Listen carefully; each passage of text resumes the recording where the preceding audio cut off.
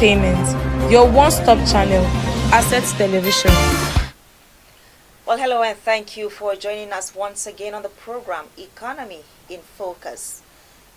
As the name implies, it is a program where we get to discuss things that have to do with the economy, ranging from stock market and all of that. Well, I am Eugenia Solomon, your host, and today on the program we will be talking about um, today on the program we'll be talking about the Security Exchange Commission's and Exchange Commission's assurance that no investor will lose their funds in the fintech sector. Well, joining me on the program to dissect the topic or the issue of discussion today is an information professional and policy analyst, Ogunloye Benedict Olalikon. Thank you for coming once again. Good afternoon. To the program. It's always a pleasure to have you with us. Thank you for having me. All right. Now let's start with the sex assurance. Can you explain to us what this means for investors in the fintech space? Well, what it means for them is straightforward. It is to let them know that SEC is thinking about them, SEC is thinking about their security, SEC is thinking about their preservation. Because if there is no guide, if there is no reference framework on which they land, then they run a risk of losing their entire investment without trace.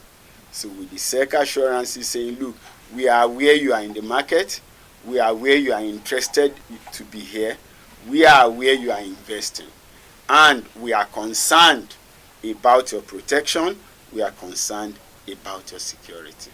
I think that's exactly what the Security and Exchange Commission is saying. To say, look, if you invest, you need not fear anything. They will be with you all the way. We are on ground, and we have the right framework to ensure that there will be no loss. All right, that's assuring actually. So what specific measures is the SEC taking, or do you think the SEC should take to ensure that investors' funds are actually protected? Well, basically, SEC as a regulatory commission will be able to harness both the backward and the forward policies that are required to ensure that within the cyber frame and within the financial sector, that transactions are guided by rules. Now, there are existing set of regulations, and more regulations are coming in to ensure that the loose ends are tightened. Because whether we like it or not, technology will continue to change. User dynamics will continue to change. And so within the space of Nigeria, which is within the purview of SEC business and SEC mandate, SEC can ensure that if there are regulatory compliance from the players, the system will ensure that they are not robbed. You talk about data protection, you talk about data security, and of course you talk about platform, you talk about governance. SEC will provide all that, working with the CBN, working with the other partners who are responsible for what happens within the financial technology frame space. Okay, so you talk about having regulations already existing too.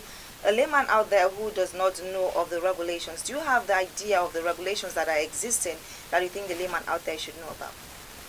Well, the layman out there who should be interested in entering into the fintech framework should be prepared for at least declaration, online identity. They need to know who you are.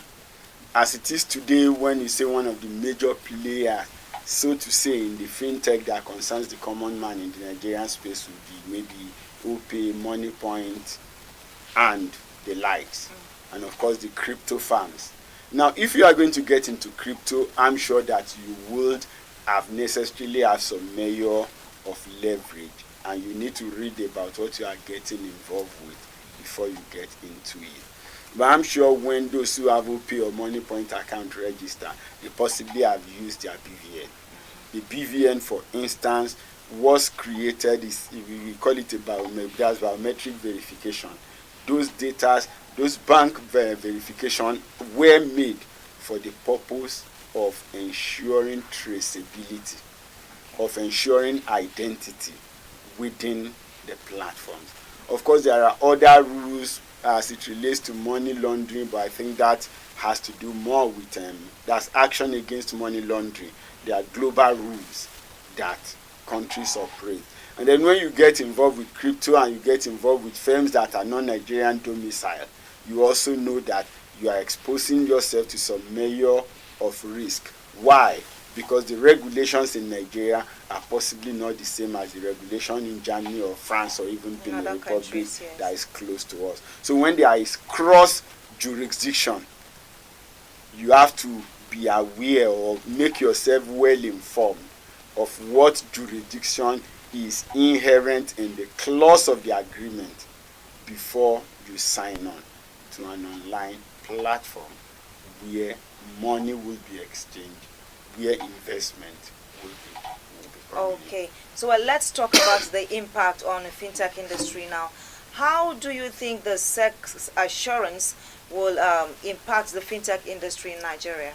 Well, it should embolden them as far as I'm concerned. Because if the regulators say, yes, we're coming with more rules. Rules are meant creating what you call the perimeter, regulatory perimeter around the business. The perimeter is more of saying, look, if you can operate within the laws, within the rules, within the regulations, then whatever you do is well protected, or you are going to be well covered. So I think that is what they are bringing in. Even for the customers, it's also saying, look, your investment or your engagement on these platforms will be protected going forward. I think that's what the assurance is trying to bring in, to tell them that, look, there are data governance rules, there are system governance rules, and because you have all subscribed and you are collaborating, these rules, if we all agree to it and we all play our part, then everybody will be safe. But that also is a straight warning to those who may want to play prank, to let them know that if you play your prank and you are caught, you bear this consequence.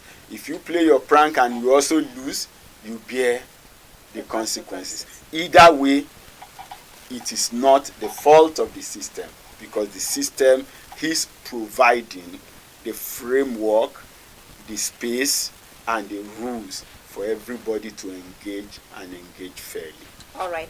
So how does the sex assurance now align with its broader mandates to regulate and supervise the Nigerian capital market?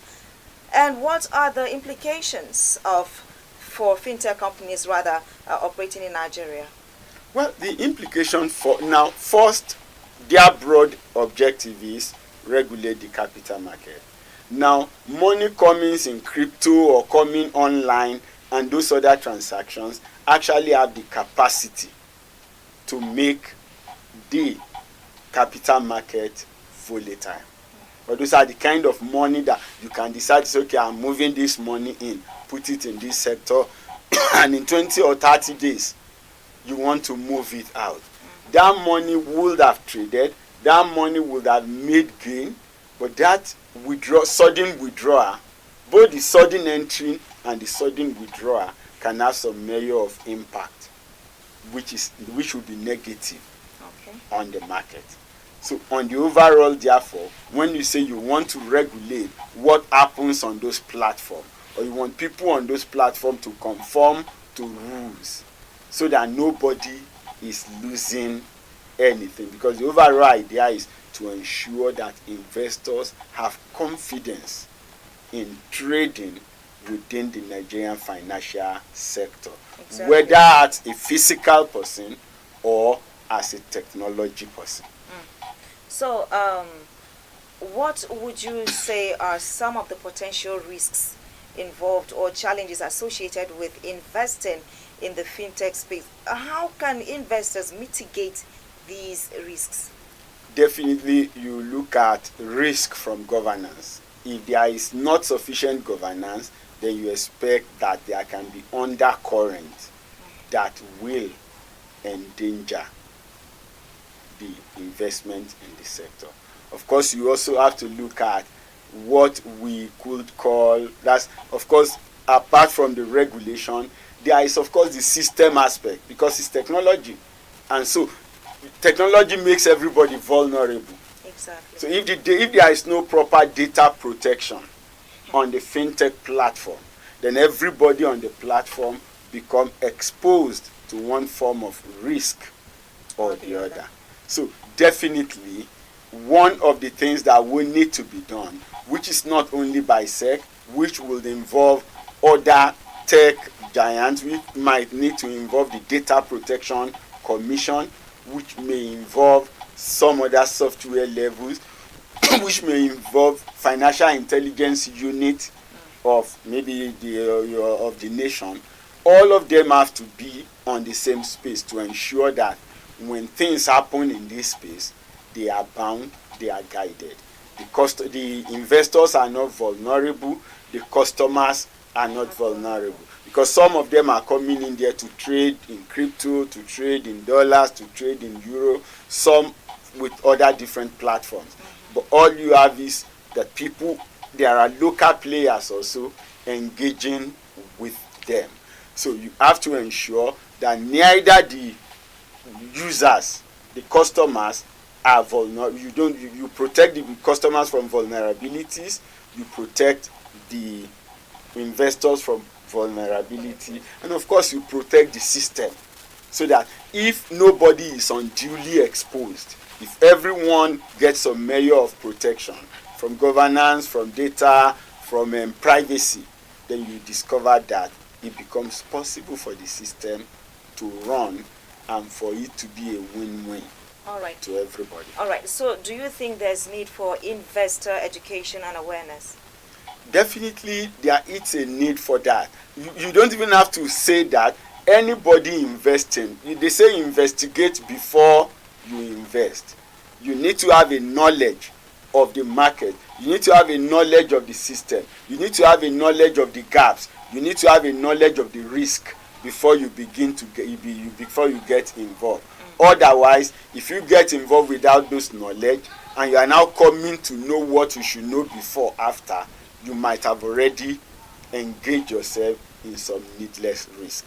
And that's why for users, the customers need to make sure that the terms and conditions of the platforms they are joining, they should make effort to read it.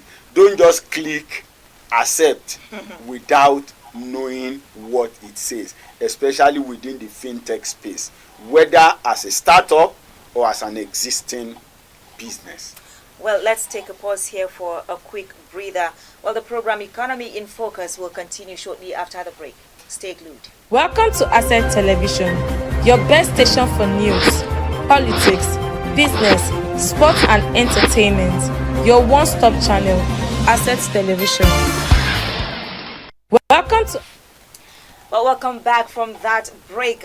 If you're just joining us, you are watching the program Economy in Focus with me, Eugenia Solomon, and of course my resource person here, an information professional and a policy analyst, Mr. Ogunleye Benedict Olalikon. We are actually talking about the assurance of a safe space for investors in the Exchange Commission space, actually. So what are some of the potential challenges that the SEC may face in ensuring that investors' funds are protected, and what are the possible way out? Way out. One of the challenges will be, in the fintech space, you're talking about people, you're talking about process, you're talking about technology. The people would always be there. And because it's new and people think it's easy or permits you to have your time while other things are being done online or elsewhere, you will realize that the bandwagon effect of everybody rushing in is possible. Now, if the crowd rushes in and the platform is not robust enough to handle them, there can be a glitch, there can be a crash. And of course, to everywhere the crowd rushes into, you expect that some rushes in with clean intention, some are actually coming with sinister motives. So when they come in that way, proper identification will ensure that the risk of those with sinister motives is mitigated to a large extent. And then, of course, for the investors, it is crucial that they identify what the regulatory requirements are and comply fully. Because if you don't comply, it's like you, how do we say it? You get on a boat, you get on a speedboat, there are life jackets, you insist you are not meant to wear one, and then the unexpected happens. Sometimes it's going to become too late to wear a jacket after the accident. Exactly. And where the accident has happened and you cannot swim, then your case, the case of such individual become serious. I think I remember somebody telling me a story.